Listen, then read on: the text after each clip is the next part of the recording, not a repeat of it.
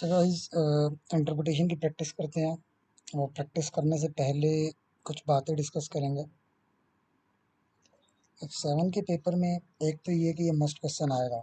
सही है, must question होगा ये।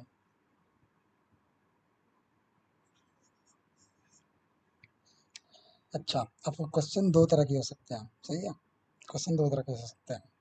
इंटरप्रिटेशन पे क्वेश्चन या तो आएगा सिंगल स्टेटमेंट, सिंगल कंपनी की फाइनेंशियल स्टेटमेंट पे, और या तो आएगा ग्रुप फाइनेंशियल स्टेटमेंट में। सही है, हम लोगों ने अच्छा रेशियोज दोनों में सेम ही है। सही है, रेशियोज दोनों में सेम ही है, बट कमेंटिंग इंटरप्रिटेशन ये दोनों में डिफरेंट है। अच्छा, सिंगल कंपनी के देखते हैं कि क्वेश्चन कैसे कैसे हो सकते हैं। क्वेश्चन के या तो दो पार्ट्स होंगे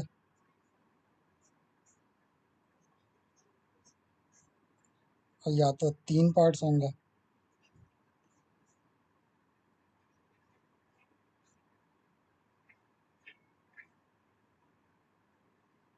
जैसे कि रेशियोज फॉर एग्जांपल 7 मार्क्स की, तो 13 मार्क्स की कमेंट।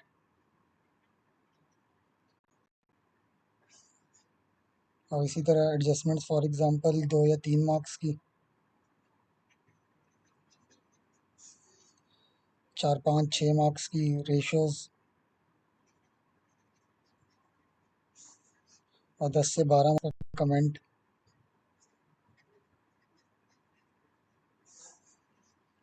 सही है, तो इस तरह का क्वेश्चन होगा। तो मज़े की बात तो ये है कि रेशियोज इजी मार्क्स, पूरे पेपर में इजी मार्क्स, इसमें किसी सूरत कोई गलती नहीं होनी चाहिए। सही है, क्वेश्चन इतना आसान होगा। लेकिन की कैलकुलेशन ये गलत नहीं करनी किसी सूरत भी।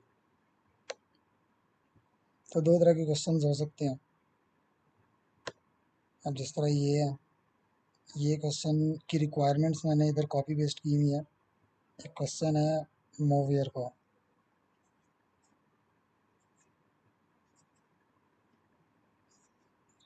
तो ये देखो, पहले कैलकुलेशंस 6 रेशोज हैं, 6 मार्क्स, और देन कमेंट 14 मार्क्स। अभी 14 मार्क्स जो हैं, ये देखो ज़रा,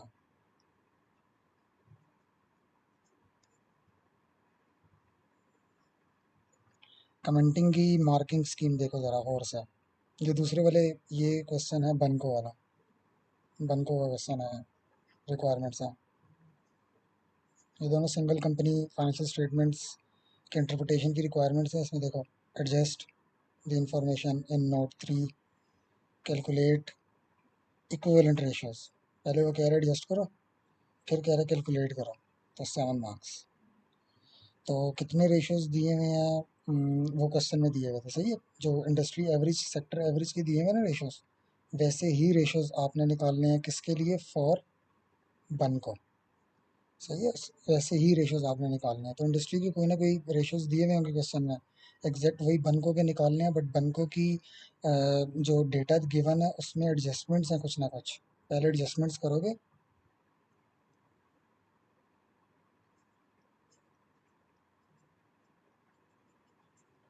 आई नो, ये क्लोजिंग इन्वेंट्री में एडजस्टमेंट थी, एडजस्टमेंट इन क्लोजिंग इन्वेंट्री। पहले ये करोगे, 2 से 3 मार्क्स इसमें मिल जाएंगे, साथ में कैलकुलेट करोगे रेशियोज। कौन से वाले अब वो नहीं बताया गया। अब वो क्वेश्चन में जो इंडस्ट्री के दिए हुए हैं ना, वैसे ही बनको के लिए निकालना। सही है, बनको के लिए तो मिलेंगे 7 marks. Assess the financial performance and position, ये लो। फिर से इसने कहा कमेंट करो 10 नंबर का दोनों का। सही है, तो मैं 14 मार्क्स की मार्किंग स्कीम बता रहा था कि कितना लिखना पड़ेगा इसके लिए और क्या क्या लिखना पड़ेगा। तो जो मार्किंग स्कीम इस 14 की बताऊंगा वही ये 10 की भी होगी, सेम होगी। और लास्ट में एक थ्योरेटिक सा क्वेश्चन है जो अभी थोड़ी देर में मैं डिस्कस करूंगा। पहले कमेंटिंग से पहले मैं ये डिस्कस करूंगा कि सेक्टर के साथ जब भी आप लोग कंपैरिजन कर रहे होते हो तो क्या क्या दिक्कत आती है। सही है, क्या क्या लिमिटेशंस होती हैं, मसला क्या क्या आता है हमें। अच्छा, तो मार्किंग स्कीम मैं बता रहा था 14 मार्क्स हैं मोवियर को गए। और देखो उसने क्या कहा, comment on performance and position, और 14 मार्क्स उसने दे दिया।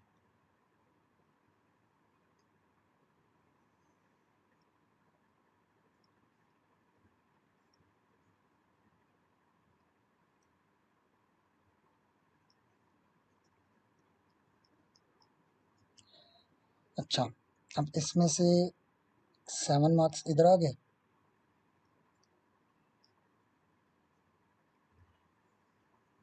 ये जो आंसर लिखने का बता रहा हूँ, ये मैं मार्किंग स्कीम ये वाली जो बता रहा हूँ, ये मैं आप लोगों को बता रहा हूँ, सही है, कहीं पे लिखी भी नहीं है। इसके अलावा इनके अंदर इस 7 मार्क्स के लिए लिखना क्या है, वो एग्जामिनर ने बताया हुआ है कि बच्चा क्या क्या कमेंट में लिखे, सही है, कमेंट क्या करे, तो वो मैं एग्जैक्ट एग्जामिनर को बताऊंगा। अच्छा, एग्जामिनर ने बोला कि जब भी परफॉर्मेंस की बात करो, अब देखो यहाँ पे ये परफॉर्मेंस वाला रेशो है, ये परफॉर्मेंस वाला रेशो है, रोस एसेट टर्नओवर, सही है, नेट एसेट टर्नओवर। हम लोग एसेट टर्नओवर पढ़ा है हमने, हमने क्या पढ़ा था, asset turnover, sales divided by capital employed. उसने क्या, कैपिटल एम्प्लॉयड नहीं चाहिए मुझे, उसने कहा मुझे नेट एसेट्स चाहिए। तो ठीक है, जो भी वो बोले वैसा कर लेना, sales divided by net assets कर लेना। तो ये भी परफॉर्मेंस का रेशो है। अच्छा, अब ये पोजीशन का रेशो है, ये भी पोजीशन का रेशो है, गियरिंग रेशोज में आता है, ये भी पोजीशन का रेशो है। सही है कि हमारी क्या पैसे के लिहाज से हमारी क्या पोजीशन है, क्या हम इंटरेस्ट पे कर सकते हैं नहीं कर सकते, क्या हम अपने डेट को रीपे कर सकते हैं नहीं कर सकते, क्या हम शॉर्ट टर्म लाइबिलिटीज़ मीट कर सकते हैं नहीं कर सकते, ये पोजीशन है। सही हो गया। अच्छा, अब परफॉर्मेंस पे देखो 3 रेशोज हैं, मतलब लाइक तुम लोगों को ओपी पे भी बात करनी पड़ेगी, तुम लोगों को रोज पे भी बात करनी पड़ेगी, एसेट टर्नओवर पे भी बात करनी पड़ेगी। तो अब डिपेंड करते हैं कि कितनी कितनी डेटा दिया हुआ है, हम किस पे कितना ज़्यादा से ज़्यादा बात कर सकते हैं। नहीं तो टिपिकली 1 मार्क्स तो तीनों का होगा, एक एक पॉइंट तो तीनों का लिया जा सकता है इजीली, सही है, एक एक मार्क्स। फिर रोज की खामखा एक की बजाय 3 लाइक के वो दी हुई होंगी रीजंस। रोज पे काफ़ी ज़्यादा चीज़ें, दरअसल ऑपरेटिंग प्रॉफिट भी इसमें टच होता है, इसमें कैपिटल एम्प्लॉयड भी होता है, सही है, तो बात करने के लिए काफ़ी ज़्यादा हमारे पास चीज़ें होंगी। अच्छा, अब ये तो हो गया मार्किंग स्कीम के लिहाज से, सही है, 7 मार्क्स, सही है, 7 मार्क्स के लिए मैं बता रहा हूँ कि इन तीनों पे एक एक मार्क्स लेना is too easy. Operating profit को काफ़ी ज़्यादा चीज़ें देखो, ऑपरेटिंग प्रॉफिट में जीपी मार्जिन की तो ऑटोमेटिकली कमेंटिंग आ जाती है, जीपी की।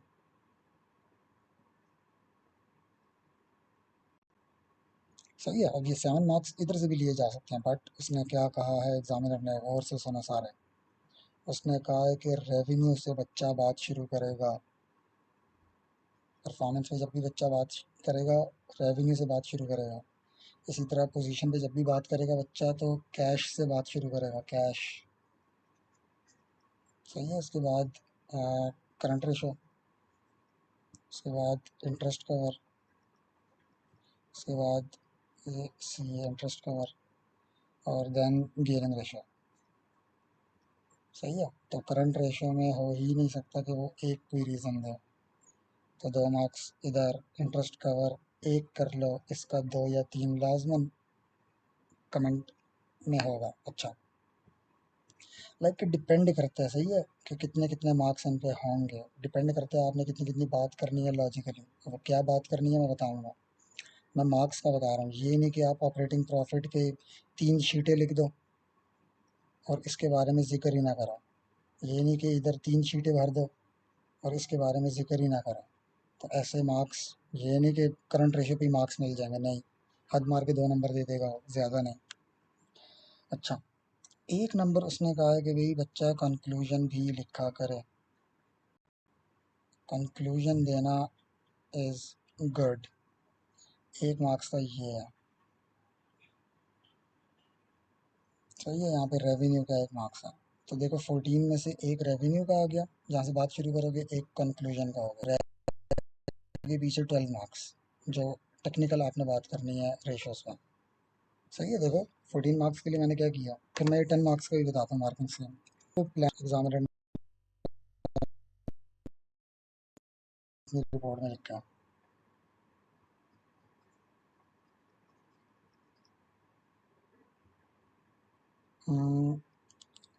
कह लो पार्ट बी में डिस्कस करने लगा। सही है, मार्किंग स्कीम पार्ट बी की। मैंने रेशोज की मार्क्स नहीं डिस्कस कर रहा, मैं पार्ट बी के कर रहा हूँ, कमेंटिंग का।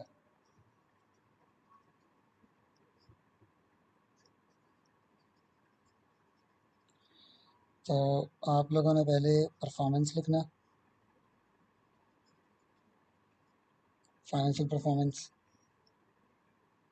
इसमें पहली heading revenue, next heading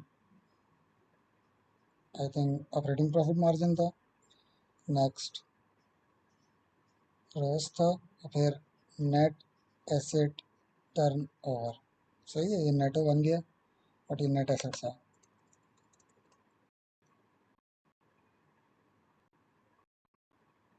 net assets turn over ratio. तो ये देखो, 1 मार्क्स इधर,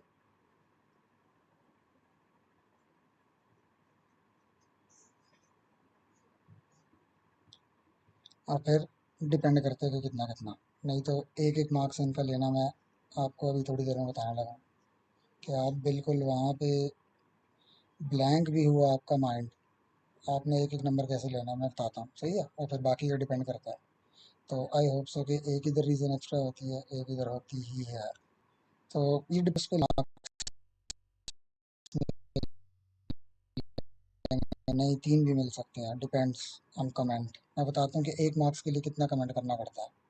आपको कब पता लगेगा कि 1 नंबर आ गया, कब पता लगेगा कि 2 नंबर हो गया। नेक्स्ट हेडिंग डालेगी पोजीशन, इस पर हम लोग कैश से बात शुरू करेंगे, then current ratio, then interest cover, और देन गियरिंग।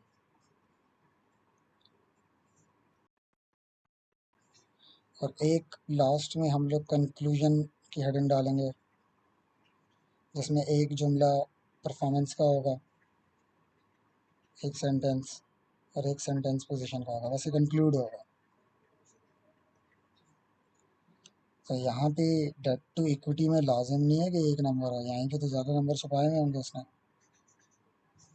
सही है, और करंट रेशियो में भी लाजमन 1 मार्क्स इधर होगा और 1 मार्क्स इधर होगा। सही है, तो यहाँ पे कह लो कि कमेंटिंग के लिए आपके पास टोटल 13 मार्क्स आते हैं।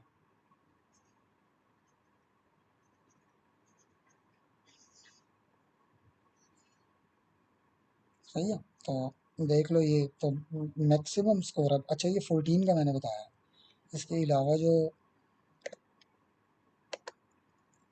जो पार्ट ए है, तो फ्री के मार्क्स हैं। सही है, पार्ट ए।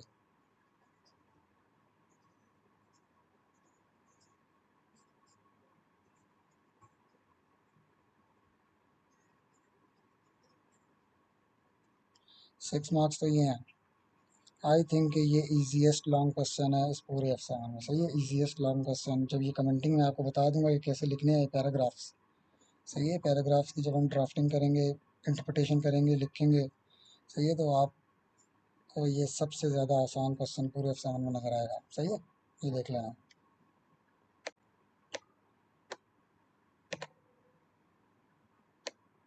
इसी तरह ये बनको वाले में इसने 10 मार्क्स का कहा था। सही है, 10 मार्क्स का। तो ये देखो, assess the financial performance and position. सही है, कंपेयर करो बनको इन कंपैरिजन विद इंडस्ट्री, कि बनको इंडस्ट्री के लिहाज से ठीक है या नहीं है। तो 10 मार्क्स। तो इसमें रेशियोज कितने थे, आई डोंट,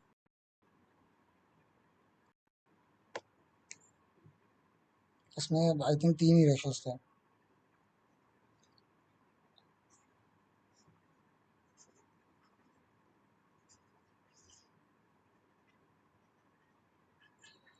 इसमें बोले परफॉर्मेंस एंड पोजीशन।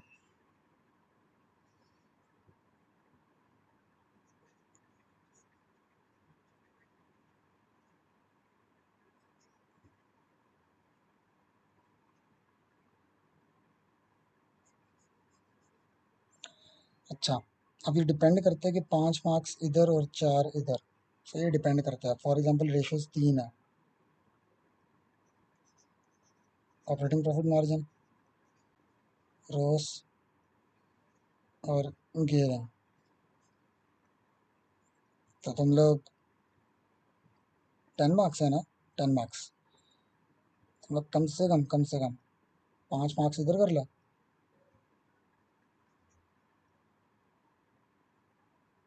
4 मार्क्स इधर कर लो। सही है, 5 मार्क्स इधर और 4 मार्क्स इधर। अब ये भी 5 और 4 का जो मैंने स्प्लिट किया है ठीक नहीं है, इसको ज़्यादा बेहतर ये है कि 6 इधर कर लो, क्योंकि दो रेशियोज इसके हैं परफॉर्मेंस के और एक रेशियो पोजीशन का है। तो 4 मार्क्स इधर कर लो। अभी देखो, यहाँ पे एक तो रेवेन्यू आ गया, एक कंक्लूजन आ गया।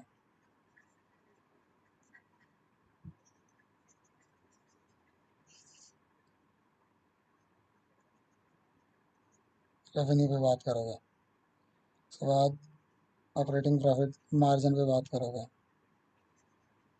उसके बाद रोस पे बात करोगे। अब ये मैं जस्ट तुम लोगों का माइंड का मेकअप कर रहा हूँ, सही है, मार्किंग स्कीम के लिहाज से। अच्छा, फिर इधर कैश पे थोड़ा सा बात करोगे, थोड़ा सा, थोड़ा तो नहीं खैर, तो इधर 2 से 3 मार्क्स तो होंगे। सही है, तो देख लो कितने मार्क्स होते हैं।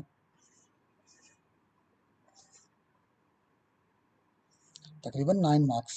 सही है, आउट ऑफ 10। तो इस तरह से अपना माइंड, अब ये मैंने क्वेश्चन नहीं देखा कि भाई इसमें लेके कमेंट किस किस पे करना है, तो मैंने ये जस्ट एक समरी बनाई है। तो तुम लोग फ़ौरन क्वेश्चन को पढ़ के उसके मार्क्स को देख के पहले प्लानिंग करोगे। सही है, हमेशा पहले प्लानिंग करोगे।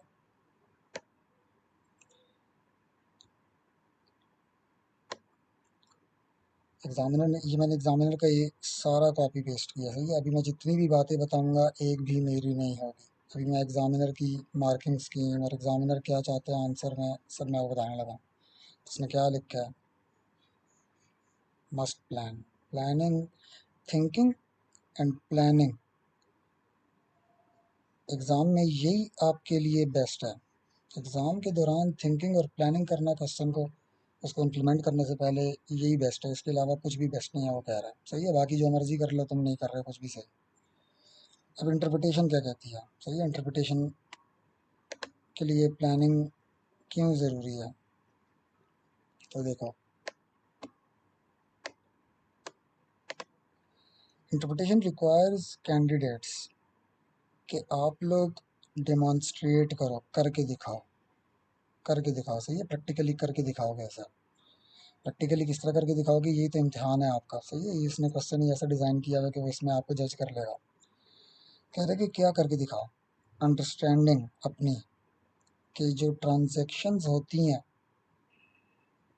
सही है, ये जो इवेंट्स होते हैं, कैसे हमारे दो कंपैरिजंस को इम्पेक्ट कर रहे हैं।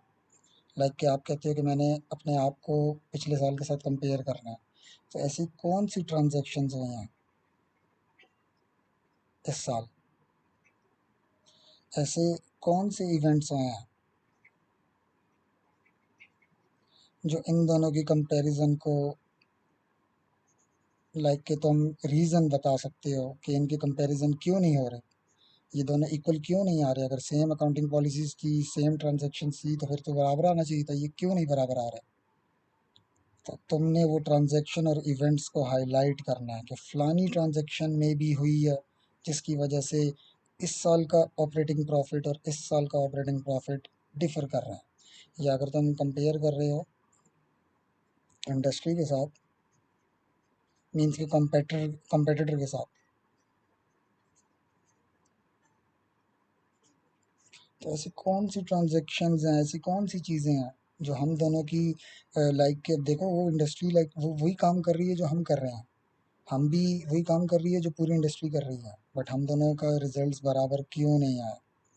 तो हमने वो रीजंस हाईलाइट करनी है। सही है, रीजंस, ये रीजंस हैं, ये रीजंस हैं।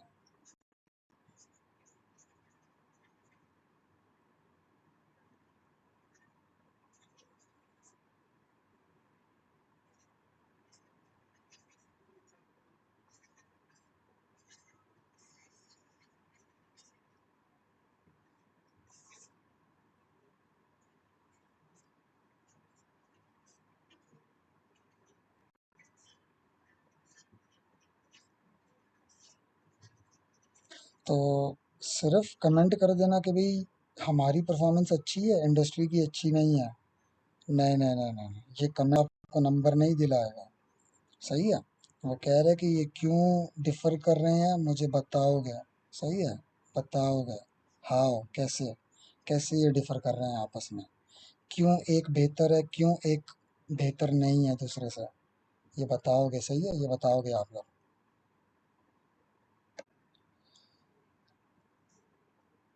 तो रीजंस बताना इज ज़रूरी। सही है, बहुत ज़रूरी है रीजंस। अच्छा, अब वो जो पार्ट ए होता है कि कैलकुलेट, या पार्ट बी होता है, अक्सर ए में कहते हैं एडजस्ट करो, बी में कहते हैं रेशोज निकालो। मैंने बताया कैश मार्क्स।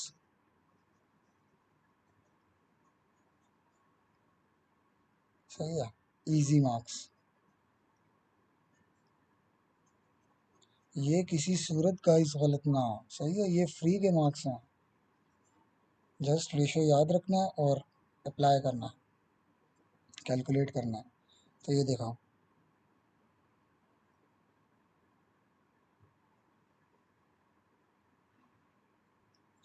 अक्सर वो आपको कहता है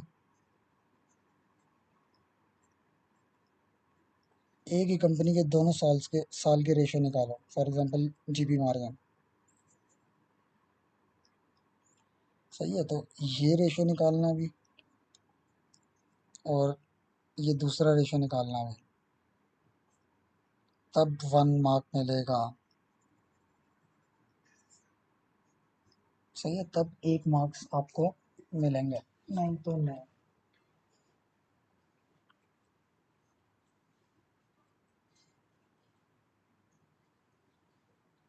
तो दोनों सालों के कैलकुलेट जब भी वो करवाएगा तो दोनों सालों का निकालोगे, तो एक रेशो पे 1 मार्क होगा। सही है, एक रेशो मीन्स के दोनों सालों के, दोनों सालों का एक ratio.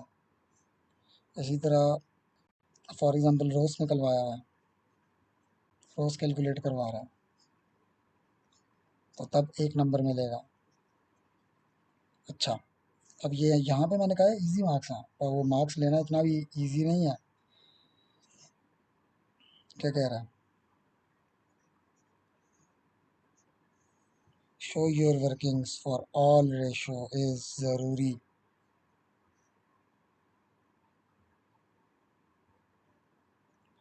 Otherwise markers can not give, ये देखो, otherwise markers can not give, भूल जाओ कि आधा नंबर मिलेगा इनमें। कमेंटिंग में आधा नंबर मिल सकता है, इधर नहीं मिल सकता। इधर या तो 1 मार्क पूरा, और नहीं तो 1 मार्क गया। सही है। अब ये कैलकुलेशन के देख लो कि बहुत आसान है मार्क्स लेना, पर ज़रा सी गलती हुई, वो कह रहे ज़रा सी गलती करो तुम लोग कैलकुलेशन में, तो बस भूल जाओ कि नंबर मिलेगा। सही है, बेशक यहाँ पे तुमने थोड़ी सी गलती कर दी और ये ठीक था, मार्क्स गया, पूरा मार्क्स चला जाएगा। अच्छा, अगर माइंड में ये आ रहा है ना कि यही वाले जब हम रोज़, जब हम गलत निकाल कर लेके जाएंगे और हम लोग कमेंट गलत कर देंगे तो वो उसका नंबर नहीं कटेगा। सही है, मैं सिर्फ यहाँ का बता रहा हूँ। सही है, मैं यहाँ का बता रहा हूँ, कैलकुलेट वो कमेंटिंग के मार्क्स, मार्किंग स्कीम अलग है। तो यहाँ पे अगर गलती हुई तो 1 नंबर गया। अब यही गलत आंसर आगे लेके जाओगे तो गलत नहीं होगा ये वाला मार्क, लाइक कि ये वाला मार्क कट गया, ये तो कट गया, बट ये इस गलत रेशो पे कमेंट करने का मार्क्स नहीं कटेंगे अगर कमेंटिंग सही की तो। सही है। अच्छा, कह रहा है कि व्हेन फार्मूला स्पेसिफाइड। सही है, खास तौर पे गियरिंग का। ये देखो जरा,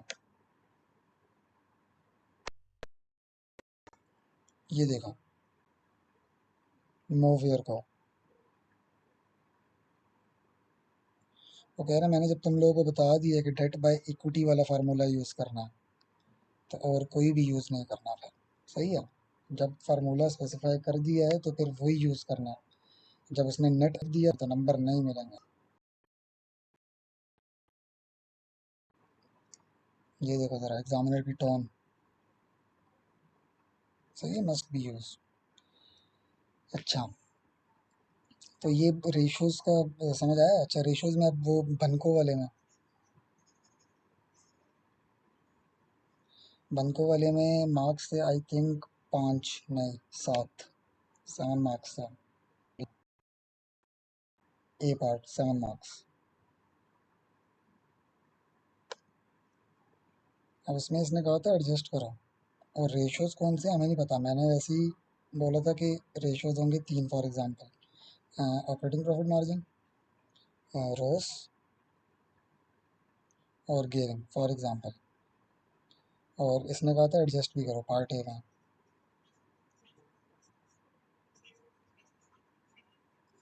एडजस्ट प्लस कैलकुलेट। सही है।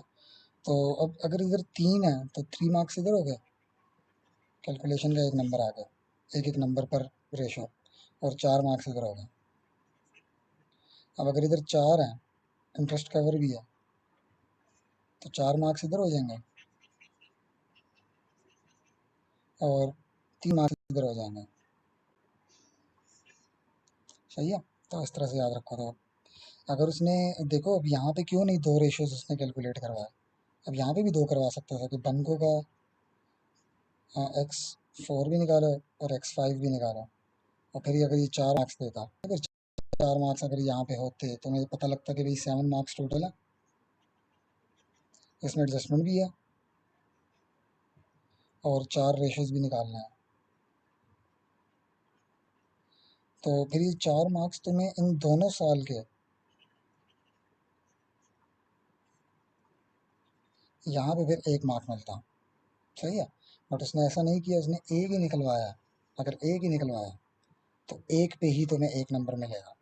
सही है, ये बात याद रखो। अगर 2 निकलवाए हैं, सही है, जिस तरह ये मोवियर को का, सही है, फॉर एग्जांपल अगर 2 निकलवाए हैं वह मिलाकर 1 नंबर, और अगर एक निकलवाया तो फिर एक ही का जो है ना 1 नंबर होगा। बट प्रॉपर कैलकुलेशंस शो करोगे तब, नहीं तो नहीं, कोई एरर नहीं, कैलकुलेशन है इन एक एक नंबर को अगर लेना है तो। अगर उसने कहा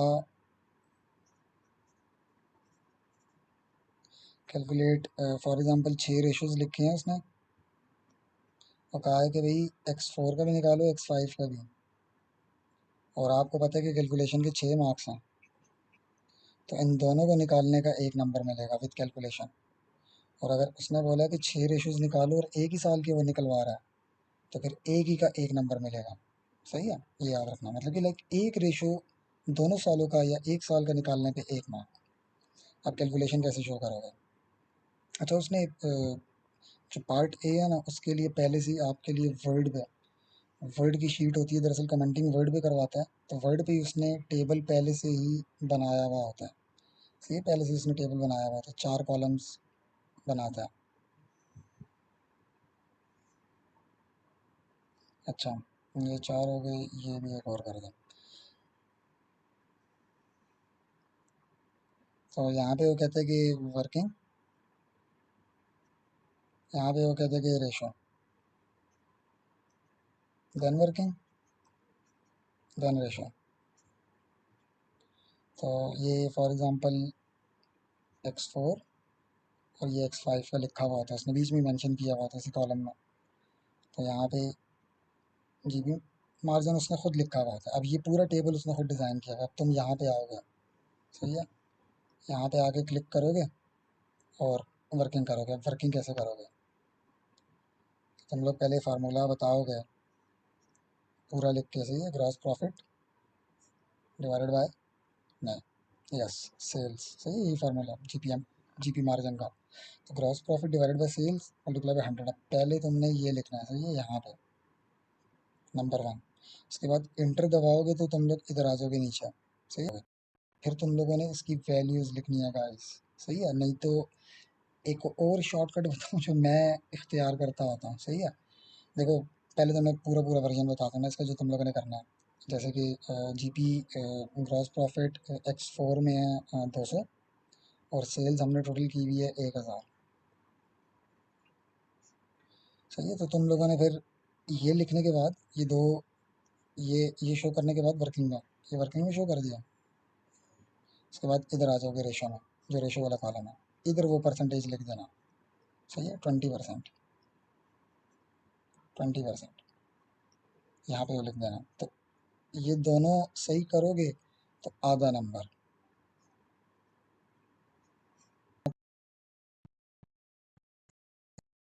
पे वर्किंग्स लिखोगे, जैसे कि अब दोबारा से क्या यहाँ पे cross profit divide by sales लिखने की कोई तुक बनती है?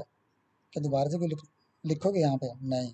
तो यहाँ पे डायरेक्ट लिखोगे X5 में ये 400 है और ये 1500 है, डायरेक्ट ये यहाँ पे वर्किंग लिखो। सही है, वर्किंग में लिख दिया ये,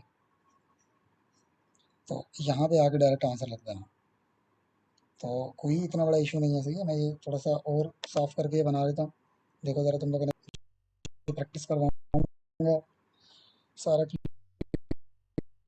हो जाएगा। और भी पहले रेशो, पहला कॉलम बनाया हुआ होगा उसने, देन कैलकुलेशंस या वर्किंग लिखा हुआ होगा, देन वो रेशो, नहीं तो यहाँ पे ईयर लिखा हुआ होता है। देन वर्किंग का कॉलम एक बड़ा सा बनाया हुआ होगा उसने, और देन यहाँ पे X5 लिखा हुआ होता है या रेशो लिखा हुआ होता है। ईयर तो मेंशन होता है, तो जीपी मार्जिन यहाँ लिखा हुआ है पहले।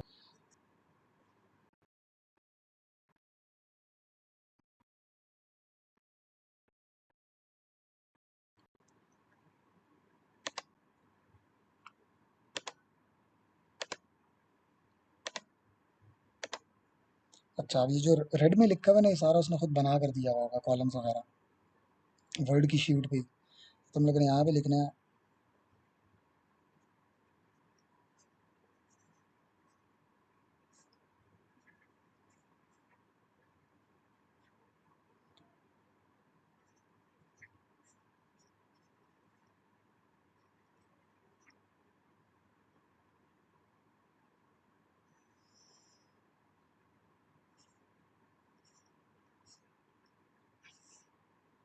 सही है, इसी तरह जब दूसरे साल में आओगे तो फिर डायरेक्ट यही लिखो। सही है, जैसे कि 400 डिवाइडेड बाय 1500,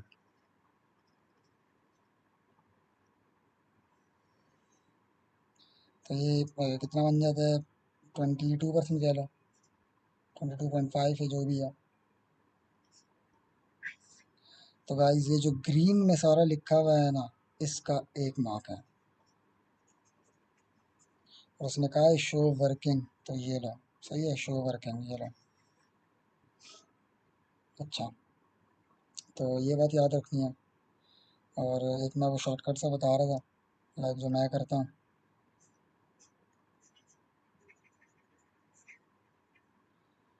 हाँ, ग्रॉस प्रॉफिट लिखा, इधर ही ब्रैकेट में 200 डिवाइडेड बाय सेल्स लिखा, इधर ही 1000, और यहाँ पे आके लिख दिया 20%। अच्छा, एक बात ये याद रखना कि वर्ड की फाइल पे तुम लोगों का फार्मूला वैसे भी काम नहीं करेगा, ये फार्मूले नहीं काम करेंगे। अच्छा, तुम एंटर जितना मर्जी दबाओ, पहले इक्वल जितना मर्जी लिखो, ये फार्मूले काम नहीं करेंगे। तुम लोगों ने कैलकुलेटर का यूज़ करना है। सही है, कैलकुलेटर का यूज़ होगा सारा। एक्सेल की शीट पे जब वो एक क्वेश्चन, क्वेश्चन नंबर 1 होगा ना, प्रिपेयर फाइनेंशियल स्टेटमेंट, ये दूसरा तो होगा इंटरप्रिटेशन का। तो पहले वाले क्वेश्चन में होगी एक्सेल की शीट, और इसके साथ होगी हमेशा वर्ड की शीट, और वर्ड की शीट पे फार्मूला काम नहीं करेगा। अच्छा गाइस, पिछली वीडियो में मैंने कैलकुलेशन वाले पोर्शन के बारे में बताया। सही है, कैलकुलेशन जो पार्ट ए होता है, रेशियोज की कैलकुलेशन जो होती है। अभी असली चीज़ जो आप लोगों की फेवरेट है, सही है, जो आप लोग बड़े शौक से करोगे, वो है तबसरा करना। सही है, तबसरा जो आप लोग करोगे, तो अब जब कमेंटिंग करोगे, पार्ट बी है ना फॉर एग्जांपल, ये नहीं कि उसके पार्ट बी की हेडिंग डाल के और बस कोई सीक्वेंस ना हो कि पहला पैराग्राफ 10 लाइनों का हो, अगला पैराग्राफ 2 लाइनों का हो, उससे अगला पैराग्राफ 4 का हो, उससे अगला जो है ना 15 लाइनों का हो, और बस आंसर ख़त्म। सही है, ये कोई स्ट्रक्चर नहीं है, एग्जामिनर ने बोला है।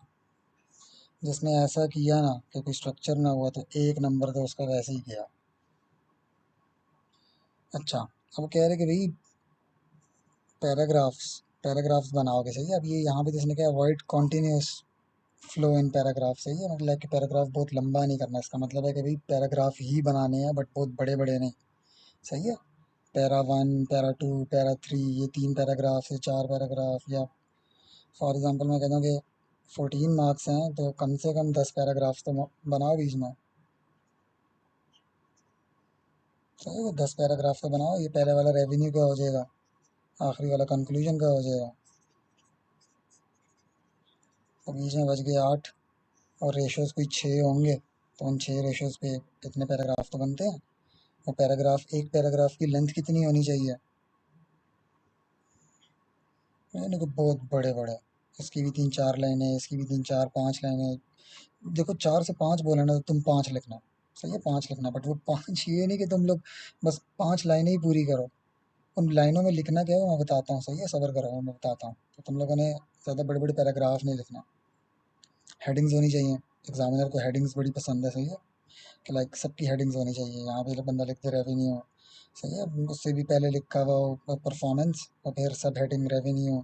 सही है, फिर ये यहाँ पे ऑपरेटिंग प्रॉफिट मार्जिन। सही है, रोज़ की हेडिंग डाली, तो तीसरा पैराग्राफ और चौथा पैराग्राफ इसी में ही आ गए। फॉर एग्जांपल एसेट टर्नओवर, पाँचवा छठा इसी में फॉर एग्जांपल आते हैं।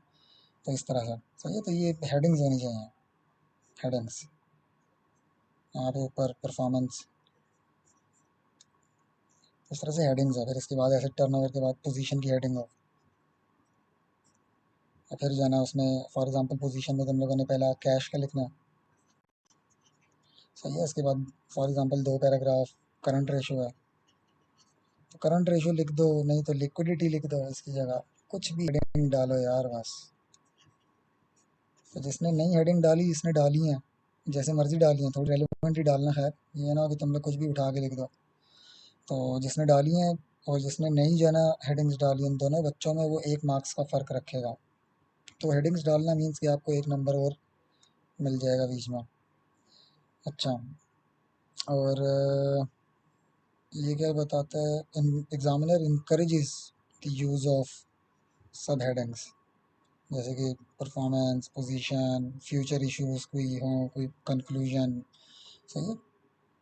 अच्छा, कमेंटिंग में ये, इस बात को देख के मुझे याद आया, एग्जामिनर ने अपना लिखा हुआ था कमेंट कि भाई कोई ऐसी इंफॉर्मेशन तुम्हें सिनेरियो से मिले, केस में से, वो जो केस दिया हुआ होगा तुम्हें, जो भी क्वेश्चन दिया हुआ होगा केस है, उस केस स्टडी वो जो दी हुई होगी उस कंपनी के बारे में, उसमें से तुम्हें अगर कोई भी ऐसी नज़र आए कि भाई कोई भी ऐसी इंफॉर्मेशन जो फ्यूचर में, लाइक कि उसका कोई इम्पेक्ट तुम्हें पता लग रहा हो। सही है ना, कि जैसे तुम बोलो कि भाई रोस रोस किस तरह निकलता है, operating profit divided by capital employed ना। और क्वेश्चन में मेंशन थी रिवैल्यूएशन हुई है, क्वेश्चन से तुम्हें पता लग गया कि भाई रिवैल्यूएशन हुआ है। तो ठीक है, अब रिवैल्यूएशन से डिप्रिसिएशन बढ़ती है, और कैपिटल एम्प्लॉयड, डिप्रिसिएशन जब बढ़ती है तो ऑपरेटिंग प्रॉफिट कम, और रिवैल्यूएशन के होने से कैपिटल एम्प्लॉयड इंक्रीज, तो रोज तो कम आएगा। तो ओके, अब जब रोज का कमेंट कर रहे होगे ना, रोज का जब कमेंट कर रहे होगे, तो अब ये भी तो, ये तो रिवैल्यूएशन आया, तो रिवैल्यूएशन की वजह से ये इस तरह से हुआ। बात समझ आई नहीं आई है।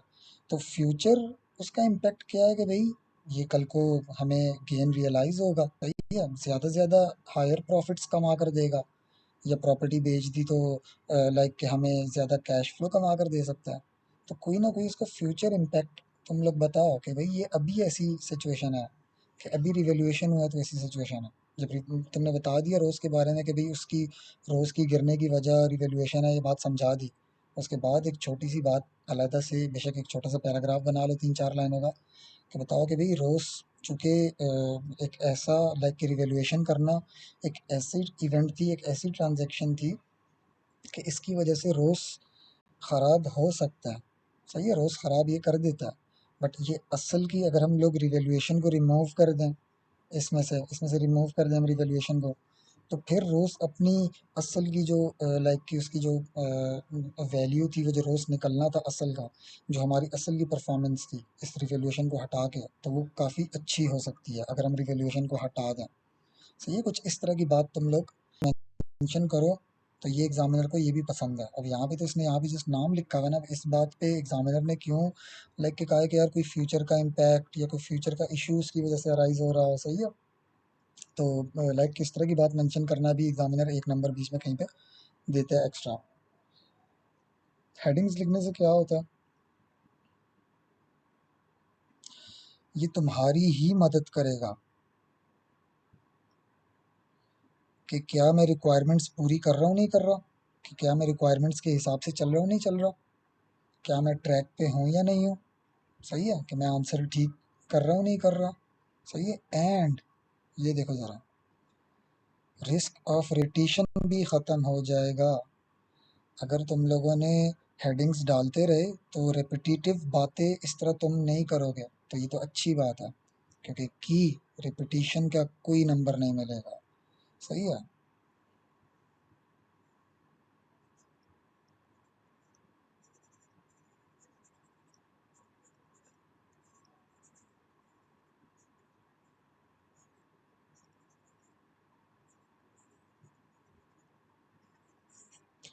कोई भी चीज़ रिपीट की तो नहीं नंबर मिलेगा। हाँ, तुम आगे जाके मेंशन कर सकते हो, फॉर एग्जांपल यहाँ पे तुम लोगों ने लिखा था कि रेवेन्यू गिरा है, तो जब जीपी पे बात है तो बताओ कि भाई एज मेंशन्ड अबव कि हमारा रेवेन्यू गिरा है। अब ये नहीं कि उसकी रीज़न दोबारा से बताने लग जाओ, क्योंकि रीज़न तो यहाँ पे बताई भी होगी कि क्यों रेवेन्यू गिरा है। तो यहाँ पे बस लिख दो कि एज मेंशन्ड अबव कि हमारा रेवेन्यू गिरा है इसलिए जीपी भी गिर गया, सही है। जीपी की गिरने की वजह रेवेन्यू है, रेवेन्यू का गिरना है एज मेंशन्ड अबव। तो इस तरह का कोई ना कोई इंडिकेशन दे सकते हो, बट ये नहीं कि पूरे का पूरा जो, सही है। तो हेडिंग्स डालना will increase the earning potential, number आपके ज़्यादा हो जाएंगे इस तरह। ज़्यादा तो तब होंगे जब आप लोग बीच में मवाद भी सही लिखोगे। तो कमेंटिंग का मार्किंग स्कीम देखो ज़रा, कमेंटिंग की, और जो आप अपना एनालिसिस कर रहे होगे, बता जो रहे होगे, इंटरप्रिटेशन जो कर रहे होगे, तो मार्किंग स्कीम देखो ज़रा। एक नंबर मिलेगा एक वैलिड पॉइंट का, और वो वैलिड पॉइंट कितना होना चाहिए।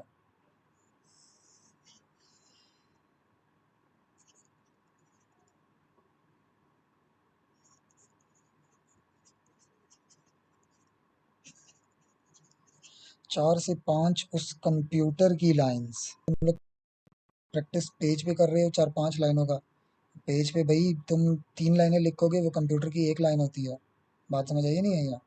तो वो इलेक्ट्रॉनिक लाइंस, सही हो गया ना। वो प्रैक्टिस प्लेटफॉर्म पे जाओ, वेबसाइट पे, उसमें उसने वो जो स्पेसिमेन दिया हुआ होता है, उसमें जाके टाइप करो, तो 4-5 लाइनों का पता लगेगा। मैं एक क्वेश्चन चलो इसी पे टाइप करके बताऊंगा।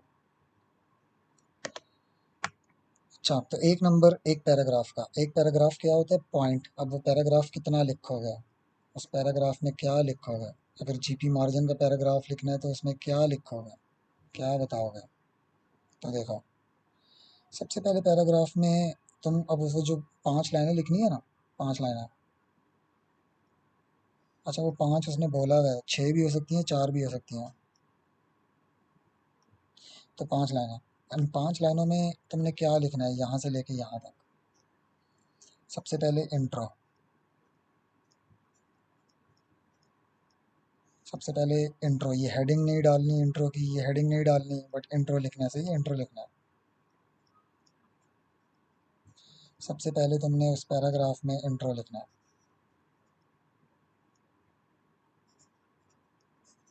मैं अभी इंट्रोज वगैरह लिख के भी दिखाऊंगा। अब ये इंट्रो क्या होता है, और जो रेशोज जिसके बारे में तुम लिखने लगे ना, for example current ratio, current ratio क्या होता है, लिक्विडिटी होती है, ये तुम्हारे माइंड में आना चाहिए, सही है। अच्छा, फिर रेशोज निकाले हुए भी हैं, फॉर एग्जांपल ये आया है 2:1, और ये आया है 3.2:1। तो हमारी जो लिक्विडिटी है वो ख़राब हो रही है, हमारे पास liquid assets as compare to liability कम है, सही है, कम है इस साल। तो देखो इंट्रोडक्शन कैसे दोगे।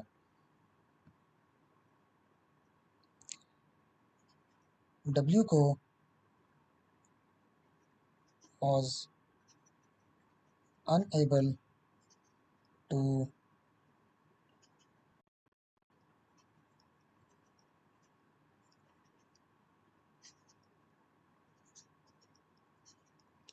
लिक्विडिटी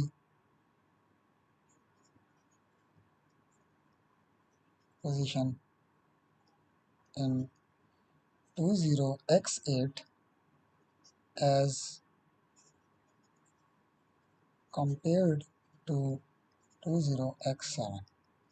ये हल्का सा मैंने इंट्रो दिया, सही है। अब ये इंट्रो पूरा नहीं हुआ, खैर मैं बताता हूँ इंट्रो कहाँ पे ख़त्म होगा। ये देखो, इंट्रो में मैंने सबसे पहले क्या बताया है, फैक्ट। ये वो फैक्ट था, हमें सिनेरियो में से यही नज़र आया ना, यही फैक्ट है, यही वो रिजल्ट है एक तरह से। अब वो रिजल्ट मैंने लिखा नहीं है, अभी लिखूंगा अगली लाइन में, सही है। क्या चीज़ कोई बेहतर चीज़ थी या नेगेटिव चीज़ है, करंट रेशो, जीपी मार्जिन बेहतर है या नेगेटिव है, वहाँ से ये बात शुरू करो, वहाँ से पैराग्राफ शुरू करो, उस फैक्ट से बात शुरू करो, उस रिजल्ट से बात शुरू करो, सही है। अब इसके साथ लिख सकते हो कॉमा डाल के, as W company was having $3.2 as to pay off each $1 current liability। चाहिए फिर से कॉमा बेशक नहीं डालो क्योंकि ऊपर डाल दिया, whereas it, whereas W company is having only $2 to pay each $1 current liability, सही है। तो ये देखो, अब ये इंट्रोडक्शन जो है,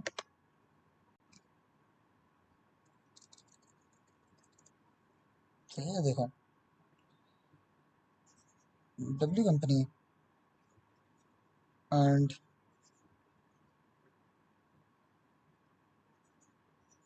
more gross profit, for example gross profit को मैं कमेंट कर रहा हूँ,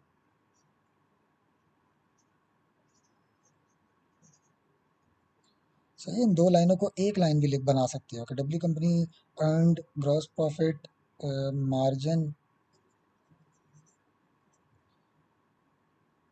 that is for example 40%, which is much better या much worse, which is significant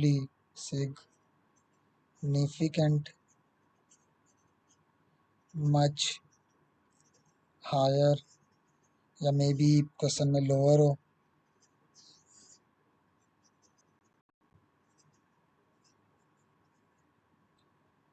that is for example 22%। तो जब भी गैप फार्मूले में ज़्यादा हो तो इस तरह का लफ्ज़ इस्तेमाल कर सकते हो, नहीं तो इसको भी डिलीट कर दो। The W company earned more gross profit margin in X8, that is 40%, which is higher than X7, that is 30% या 22%, जो भी है, ना लिखो ऐसी अंग्रेजी। तो ये था इंट्रोडक्शन, ये था इंट्रोडक्शन, सही है। देखो, यूँ भी लिख सकते थे कि W company companies profitability is better या stronger than previous period, that is W company only earned 22% gross profit margin, that W company only earned 22% gross profit margin, which is less than that W company only earned 22% gross profit margin in 20x7, which is less than gross profit margin in 20x8, that is 40%। अभी देख लो introduction कैसे देना है, सही है। ये अपनी बना लो कि जब भी कोई भी तबसरा करने लगते हो तो पहले उसका फैक्ट बताओगे, सही है, उसका रिजल्ट बताओगे, एक तरह से क्या बेहतर चीज़ के बारे में बात करने लगे हो या कोई खतरनाक चीज़ के बारे में बात करने लगे हो, सबसे पहले ये बताओगे। अच्छा, इसके बाद इम्पैक्ट, चाहिए इस चीज़ का इम्पैक्ट फाइनेंशियल स्टेटमेंट्स पर।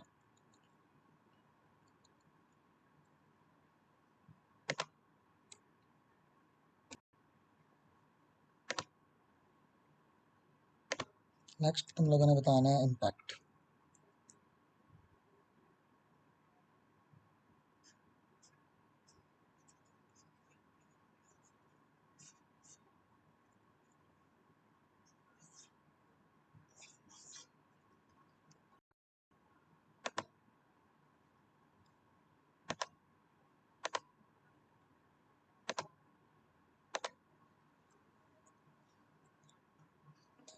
अच्छा,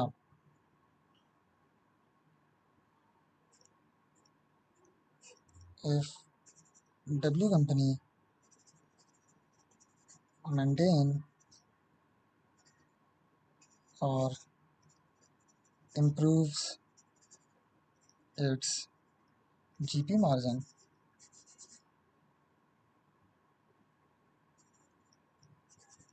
will also result या improve more better, क्योंकि ऑलरेडी भी बेटर है, more better profitability in future या upcoming periods। हम लोग उसका इम्पैक्ट बता रहे हैं कि भाई फ्यूचर में क्या हो सकता है, उसको मज़ीद क्या करना चाहिए, इसका फाइनेंशियल स्टेटमेंट्स पे किस किस जगहों पे इम्पैक्ट गया हुआ है इस बात का। ये जो जीपी मार्जिन के बारे में हमने बात की है, इसका कहीं और भी इम्पैक्ट गया हुआ है क्या? Due to increase of gross profit margin has also resulted in higher profits for the year. मतलब कि लाइक आप ऑपरेटिंग प्रॉफिट के बारे में और नेट प्रॉफिट के बारे में बात कर रहे हो कि जीपी के बढ़ने से वो भी बढ़ जाते हैं। And also will result in improved Ross. जब प्रॉफिट ज़्यादा तो रॉस भी ज़्यादा। लाइक कि कोई ना कोई कनेक्शन तो नहीं है इसका किसी और रेशो के साथ।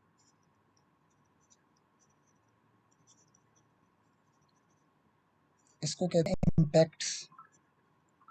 इम्पैक्ट कहते हैं फुटप्रिंट को, निशान, कि इसका ये निशान कहाँ कहाँ तक जाएगा। फुटप्रिंट सही हो गया। तो कोई ना कोई देखना कि यार कोई फ्यूचर के साथ ये जीपी मार्जिन की बात कोई रिलेट हो रही हो, सही है, या हमें क्या करना चाहिए कि भाई जीपी को मज़ीद बढ़ाएं या कम करें। कम तो खैर कभी नहीं करेंगे, बढ़ाएंगे ही। इसका फाइनेंशियल स्टेटमेंट्स पे किन किन फिगर्स में इम्पैक्ट जा रहा है, इनका दूसरे रेशोज के साथ क्या क्या इम्पैक्ट जा रहा है, तो इस तरह की लाइन बीच में लिखा हुआ है। आखिर में अब जब तुमने देखो क्या बोला, तुमने बोला कि भाई प्रॉफिटेबिलिटी बेटर हुई है, और क्यों, क्योंकि जीपी बढ़ा है, उसके बढ़ने से ये काम हो सकते हैं। अब तुमने बताना है कि क्यों बढ़ा है, वाई। अब याद रखना कि क्यों बढ़ा है, वाई, ये रीज़न बताना मोस्ट इम्पॉर्टेंट, नहीं तो नंबर भूल जाओ।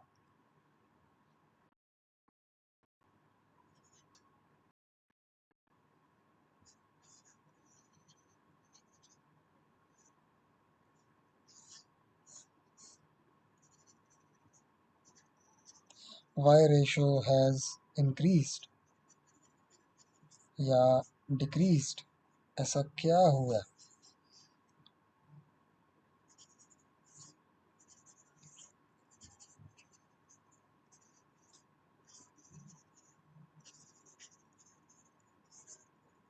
Must be case specific, scenario दिया हुआ है उसमें से लिखोगे। जनरल कमेंट जिसने किया नंबर गए।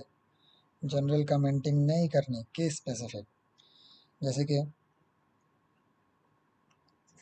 एज क्वेश्चन में सही है, मैं क्वेश्चन में से ये बात फॉर एग्जांपल देख के लिख रहा हूँ, ये मैं जो भी लिख रहा हूँ रीजन क्वेश्चन में से देख के लिखनी है, सही है। As W company has increased selling price because major competitors left the, for example ये कंट्री जहाँ पे हम ये डब्ल्यू कंपनी ऑपरेट कर रही है, लेफ्ट कंट्री जी लिखा हुआ था फॉर एग्जांपल उस क्वेश्चन में, या किसी मार्केट का नाम था कि साउथ एरिया, सही है। ये मैंने लोकेशन लिखी है कि एज वो हमारी मार्केट से चले गए हैं। W company has increase the selling price because major competitors left, so due to increased selling prices, W company was able to earn higher W company was able to earn higher gross profit margin in 20x8। सही है। अब यहाँ तक ये बात लिखोगे तो एक नंबर आ गया, सही है, एक नंबर आएगा। फॉर एग्जांपल आपको एक और तो फुल स्टॉप, नेक्स्ट लाइन पे चले जाओ।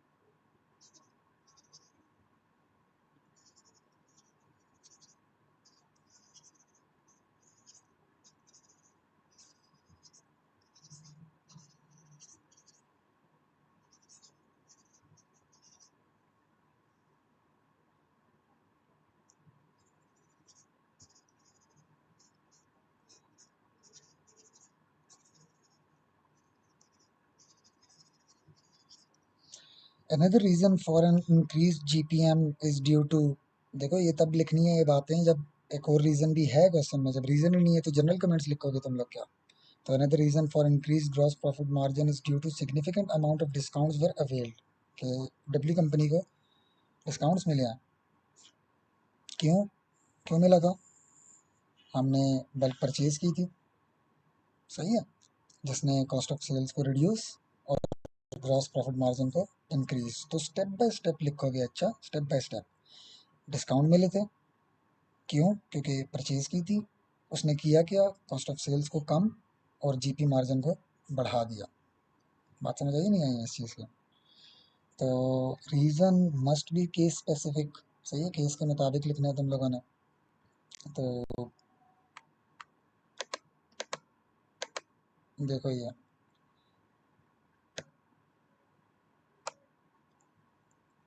सही है, कोई पॉलिसी के बारे में बताओ कि भाई हमारे रिसीवेबल डेज जो इस दफ़ा कम हुए हैं, तो हमने अपनी जो कस्टमर्स को पॉलिसी देते होते थे 20 दिनों की, वो चेंज कर दी है, अब 18 दिन कर दी है।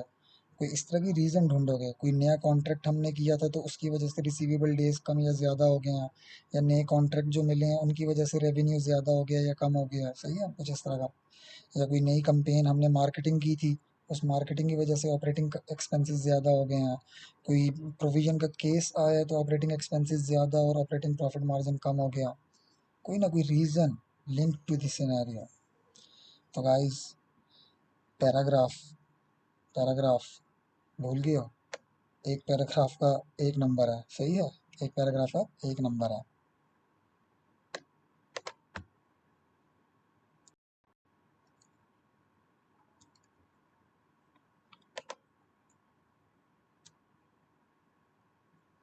देखो अब किस तरह लिखोगे। हेडिंग डाली,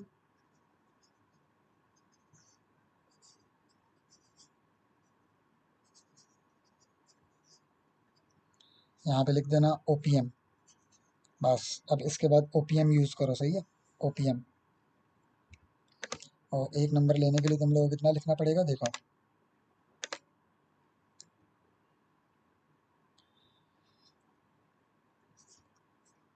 operating profit margin seems to be declining in 20x8,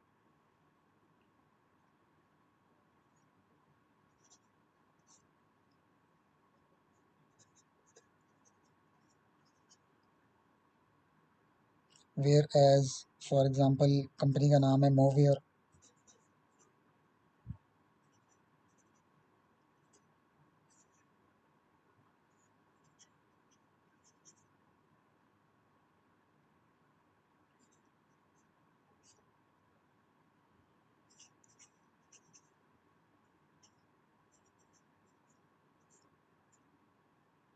in 20x8।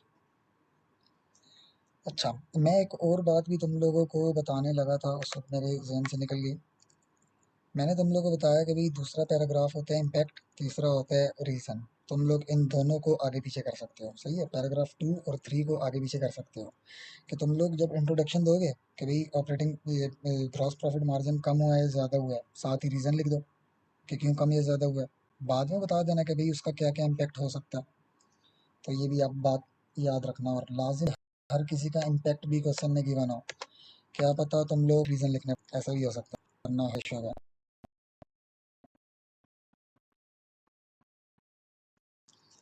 तो ये देखो, operating profit margin seems to be declining in X8।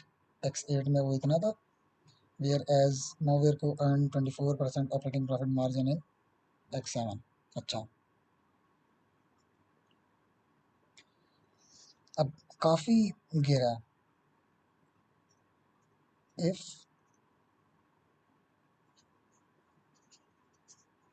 Operating profit further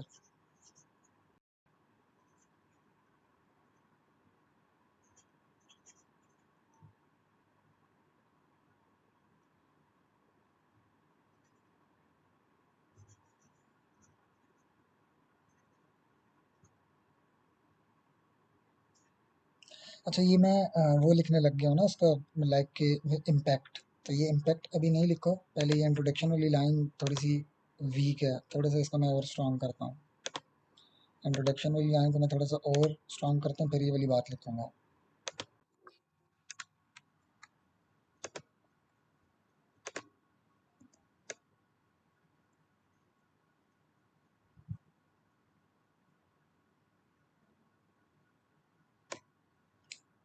okay.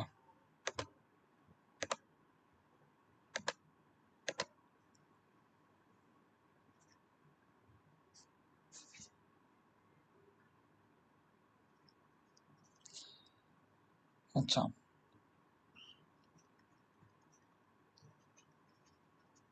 अब इंट्रोडक्शन दे दो ना कि भाई OPM seems to be declining, it means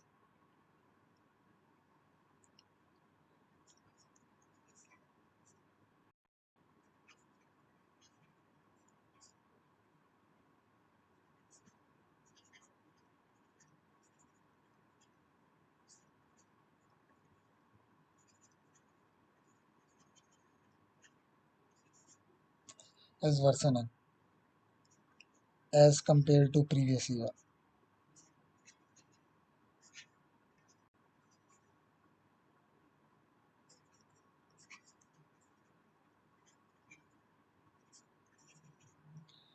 सही हो गया, तो ये इंट्रोडक्शन था। अब यहाँ तक ये लिखना सिर्फ कोई कह लो कि आधा नंबर भी शायद बना दे।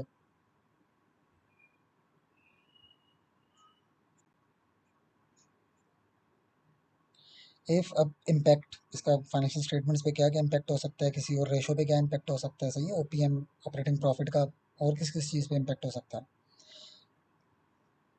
इफ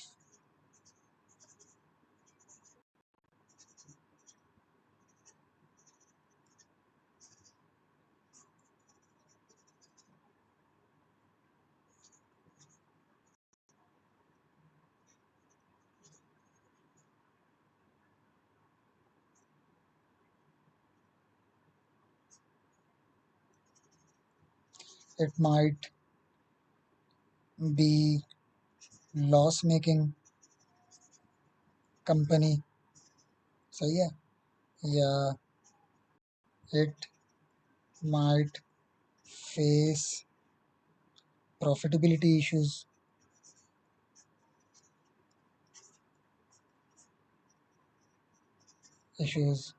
इन फ्यूचर या अपकमिंग पीरियड। तो देखो इम्पैक्ट की में मैंने कहा था कि फ्यूचर में क्या होगा उसके बारे में थोड़ी सी बात करो। अब ये भी जिसने बात कर दी, बस इट्स इनफ, सही है, इम्पैक्ट आपने बता दिया। अब जिस बंदे ने एक और कोई इम्पैक्ट बताने की कोशिश की तो बस उसने अपने लिए लाइक कि दूसरे भी रेशियोज में तो आंसर लिखना है ना, तो वहाँ के लिए कुछ ना कुछ छोड़ दो। नहीं तो क्या लिख सकते हो कि डिक्लाइन इन, देखो या तो ये लिखो या तो ये लिखो।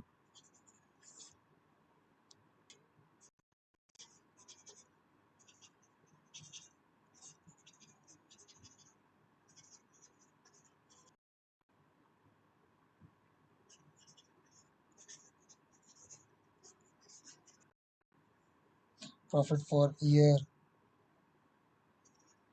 विच विल, या विच हैज़, अगर क्वेश्चन में वाकई में ऐसा हो तो फिर ये जुमला लिखो, विच हैज़ रिजल्टेड इन रोस, सही है, कि इसका किसी और रेशो के साथ कोई कनेक्शन तो नहीं है। देखो हर चीज़ का फाइनेंशियल स्टेटमेंट के साथ कनेक्शन है, और फिर फाइनेंशियल स्टेटमेंट से ही हमने वो रेशोज निकाले हुए हैं, तो कोई ना कोई लिंक बताओ इसका किसी और रेशो के साथ, सही है। और फिर अब हमने जो बताया है ये ऑपरेटिंग प्रॉफिट गिरा है, तो अब रीज़न, रीज़न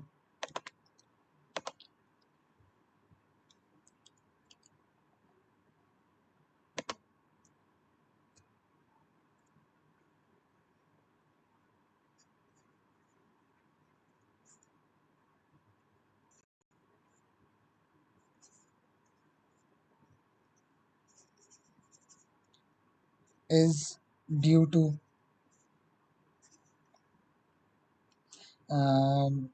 के न्यू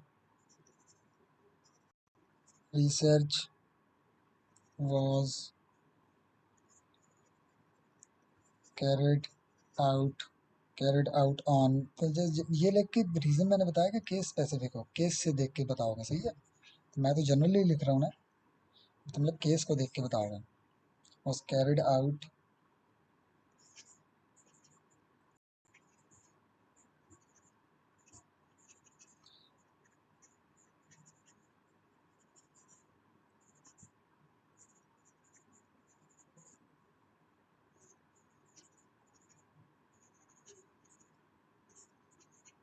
फॉर एग्जांपल 8 महीने की ये रिसर्च हुई थी, for 8 months,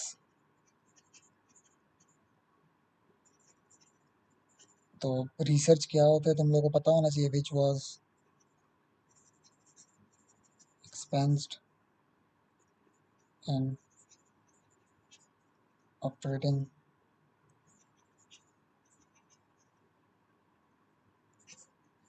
as it is one of event, ये वन ऑफ इवेंट है, कभी हर वक्त नहीं होता, which was available previous year. अब पिछले साल तो रिसर्च एक्सपेंस नहीं था, इस साल है, तो अब इस साल का क्या कसूर? Which was unavailable available previous year that might be the reason operating profit margin has decline. सही है। तो रीज़न केस स्पेसिफिक होगी, तो इसकी प्रैक्टिस करेंगे, देख लो। इतना आंसर लिखोगे तो एक नहीं तो 1.5 नंबर मिलेगा। तो 1.5 नंबर लेने के लिए यहाँ पे एक और रीज़न भी लिखनी पड़ेगी तुम लोगों को। सही है कि ऑपरेटिंग प्रॉफिट क्यों गिरा, तो वो केस में दिया हुआ होगा, किसका 1 नंबर होगा, किसका 1.5, किसका 2 होगा, वो केस बताएगा कि रीजंस किसकी कितनी दी हुई हैं।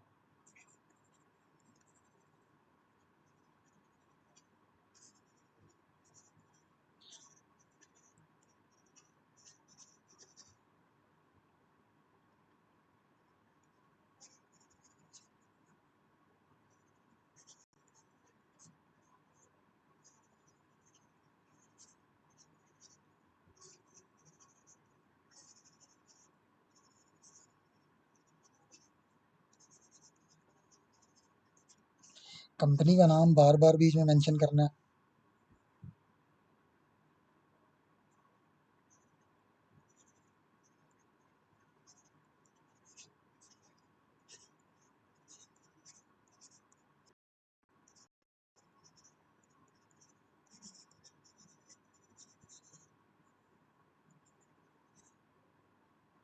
probable that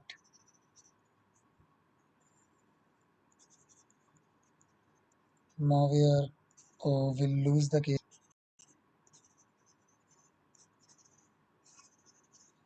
and provision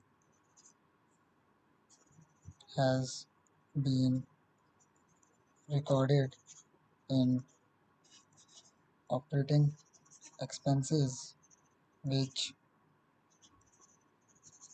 resulted